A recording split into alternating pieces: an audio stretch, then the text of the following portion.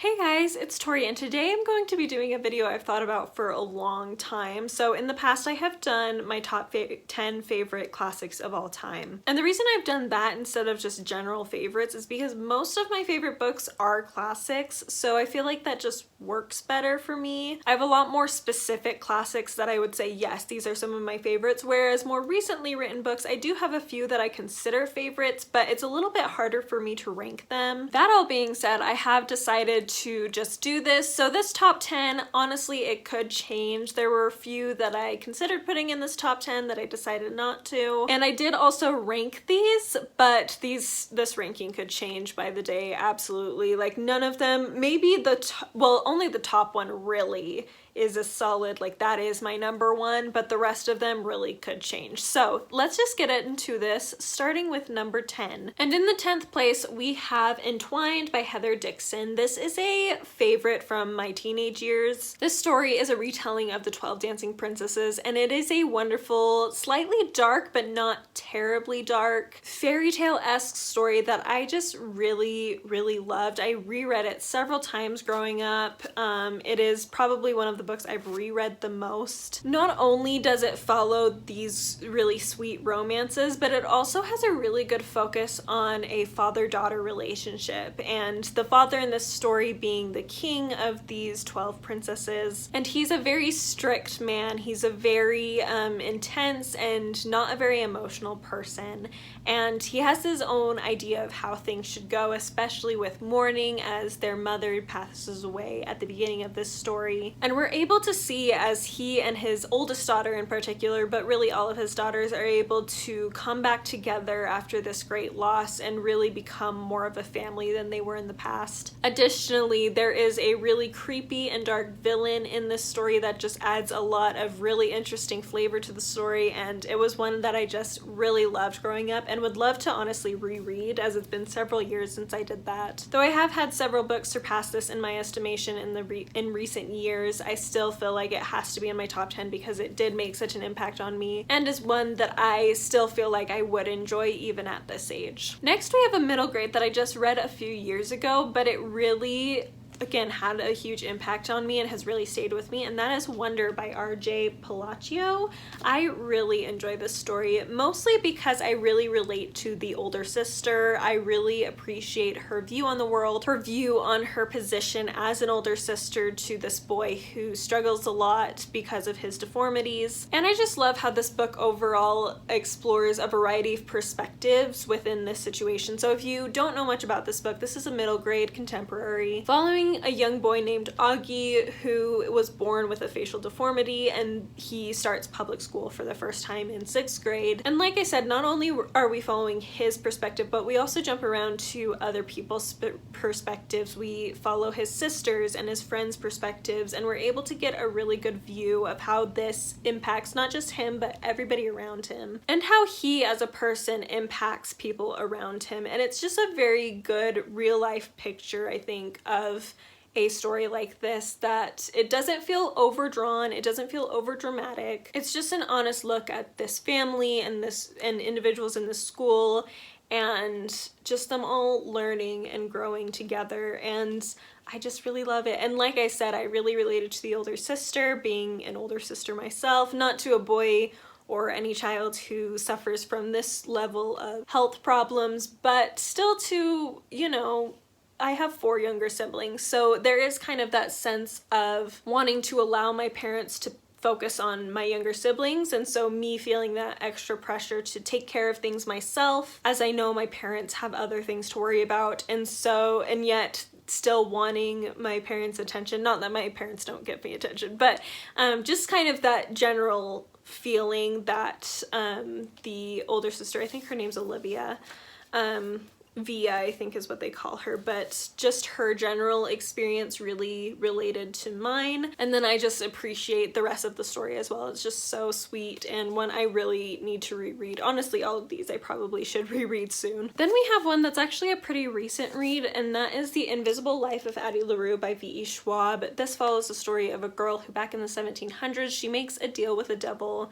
that she will be able to live forever. However, the catch is that she will never be remembered remembered by anyone. As soon as she leaves a room, she is forgotten. And then we also follow her more present day. I think it's 2014 that it brings forward to, where she is able to meet a man who actually does remember her. And so we just sort of see her experiences with this problem in her life, this curse, and what she does with it. And it really is an exploration of art and making your mark on the world, and it's just done so beautifully. I really enjoyed the story, and it's one that I feel like on reread I will be able to further dive into, further reflect on, and it will continue to make an impact on my life regardless of what age I am. So I just feel like I have to have this in this top 10 because it really, like I said, has had a powerful impact on my self-reflection, even on my appreciation of history and what it means. And so it's definitely a wonderful book, and also I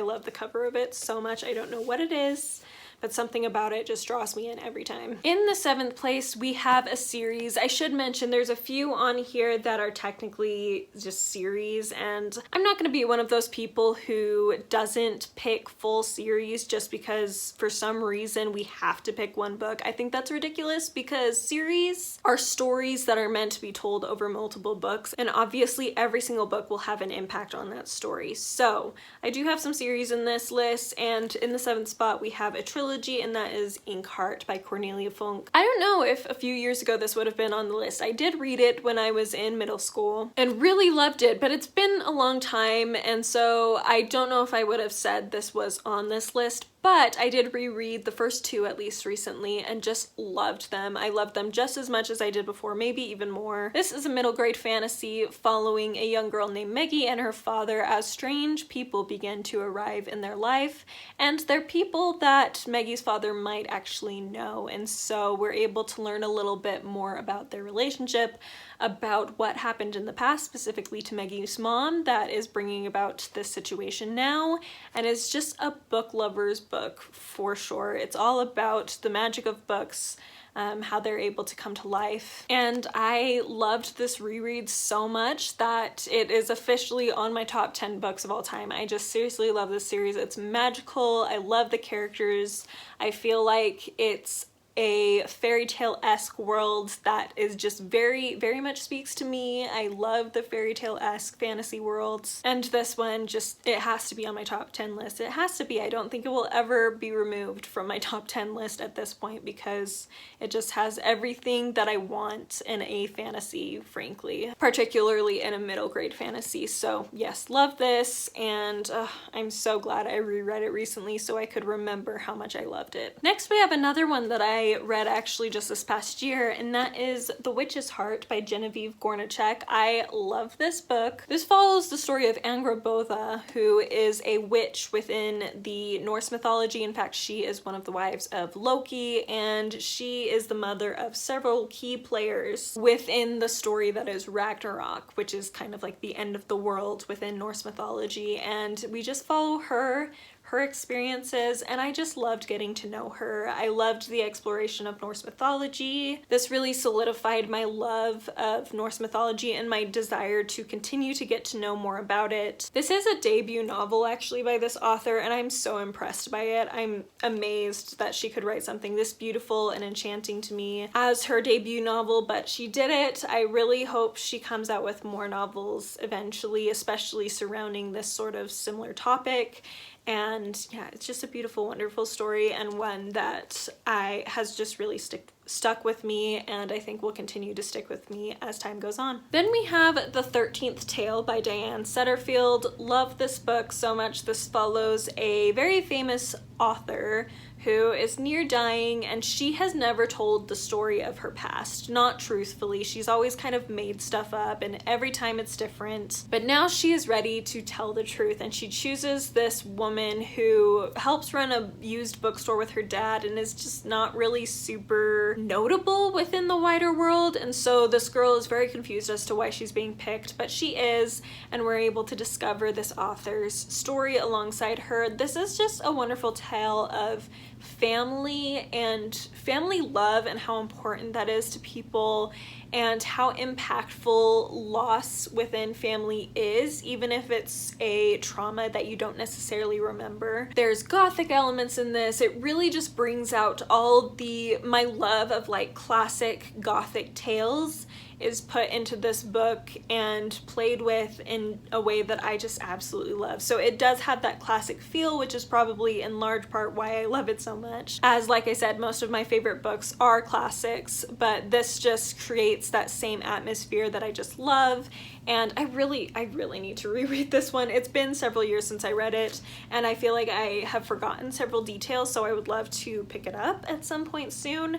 But yeah, I absolutely love this story. Unfortunately, I did not love Bellman in Black by this author as much. I have not read her other one yet. I think it was Once Upon a River. Have not read that yet, but this one definitely so far is my favorite by her and one of my favorites of all time. Moving into number 4 on the list, we have Circe by Madeline Miller. Many of you may have guessed this was going to be on this list, particularly as I talk a lot about it. But this story follows the tale of Circe from Greek mythology. It actually has a very similar atmosphere to The Witch's Heart, in the fact that it follows this witch within mythology.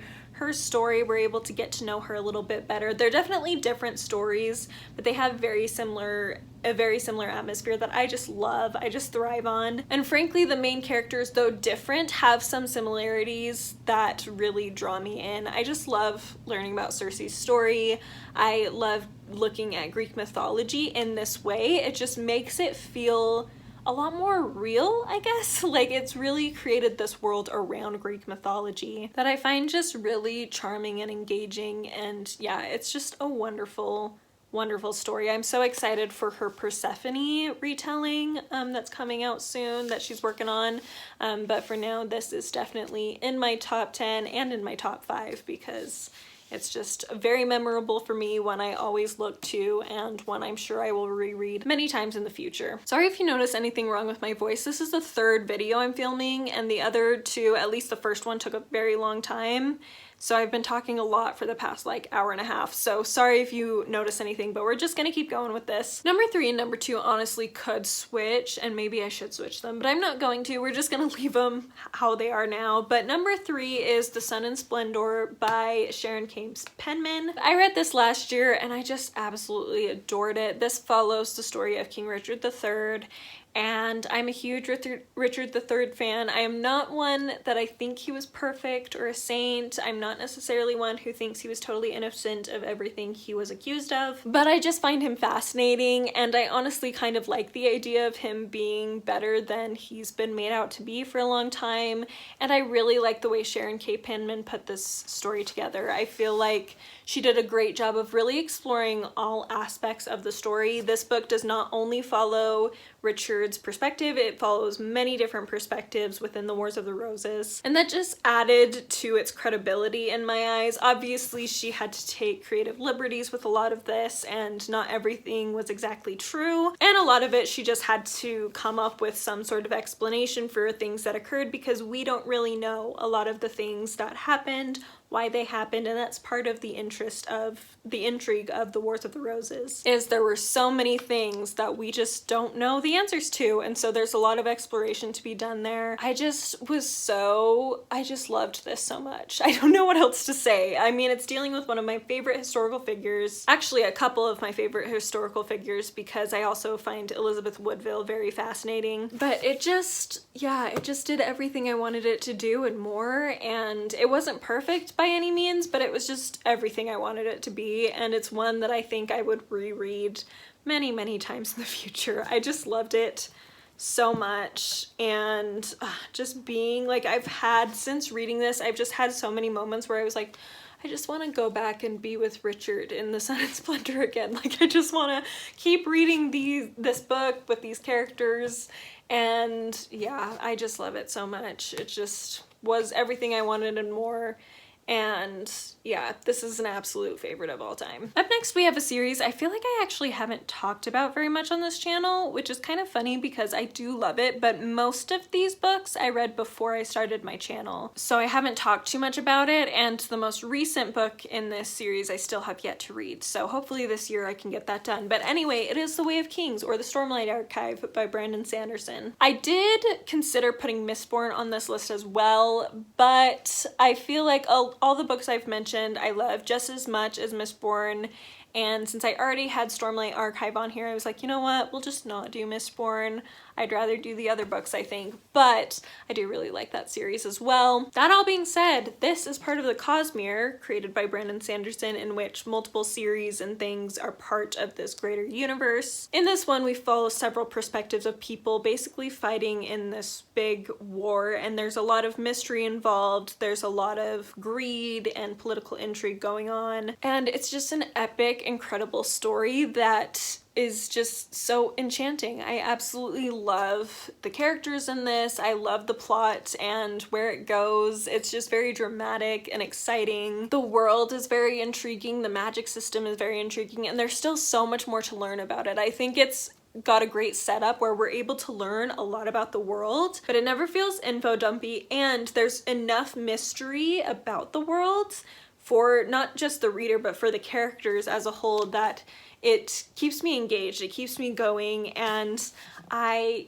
just really love it. It's just so entertaining, and like I said, the characters are incredible. It deals a lot with different mental health struggles within the characters that are done in a way that is very relatable while also still adding that fantastical element to the story, and I really appreciate that. Honestly, it's just incredible, and I'm so excited to continue with the series with Rhythm of War hopefully soon, and with the Cosmere as a whole, as it's just interesting what Brandon Sanderson's doing with this, and I really hope he is able to complete his plans before, you know, unfortunate things occur and he passes away at some point.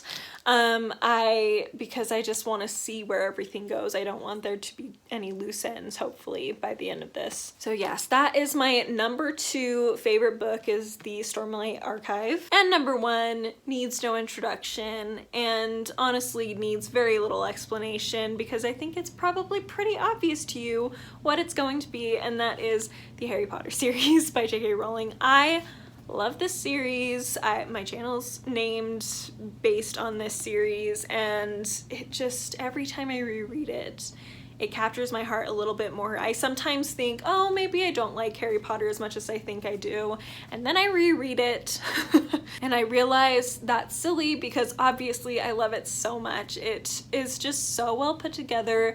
The messages of family and mother's love and friendship that are in this book, a lot of people fault it for some of the characters not being as good as everybody thinks they are, but I think that's part of the charm of it. I don't think anybody's claiming that Harry's perfect or that anybody else really in this series is perfect. I think that's part of what makes it so enjoyable, is these characters are so real. They're not perfect. Some of them are bullies. Some of them are not very responsible adults.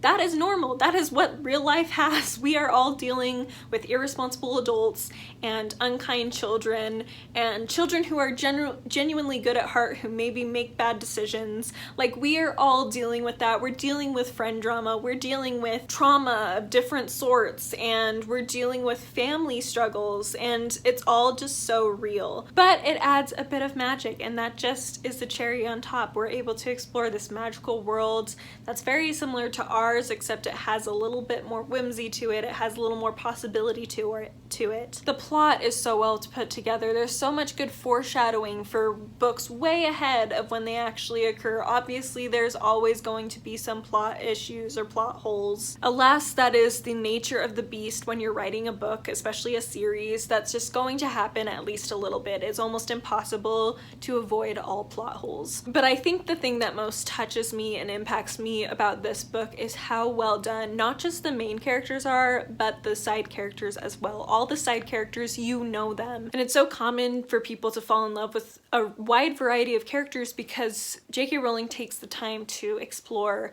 all side characters, even ones that are barely mentioned, are able to say something or have some level of impact on the story. We see one that particularly stands out to me is Hannah Abbott. We know very little about her. She just kind of shows up here and there. But in the 6th book, we find out that her mother is found dead, and so she's not in class for a few days. Like, it's just such a small detail, but it's so, the care is so carefully there. Like, these are real people who are all experiencing things, not just the main characters, and the way that's explored is so wonderful to me. Even characters like Lupin, like, you're able to see some things going on in his life that maybe we don't get a full picture of, but we do recognize he's struggling with certain things. And there's just a lot of details, a lot of small things that are said or conversations that are had that really keep to the themes of humanity and people being people and having their own struggles, and recognizing that things like war are going to impact more than just a few people. And the way that's done in this series just enchants me every time. Plus, you know, all the magical stuff is just so fun. And I just love Harry Potter. So I'm gonna stop there because you know what Harry Potter is, most likely, and it just needs no more explanation. But suffice it to say, I love it, and I will always love it, and I will continue to reread it till the day I die. So there is that. Those are my top 10 favorite non-classics. Let me know down below if you've read any of these books, your thoughts on them. If you have any favorite books you would like to recommend to me, I would love to hear about them, especially if they are similar to any of these. Again, thank you so very much for watching. I really appreciate it. I hope you have a wonderful day, and I will talk to you next time. Bye!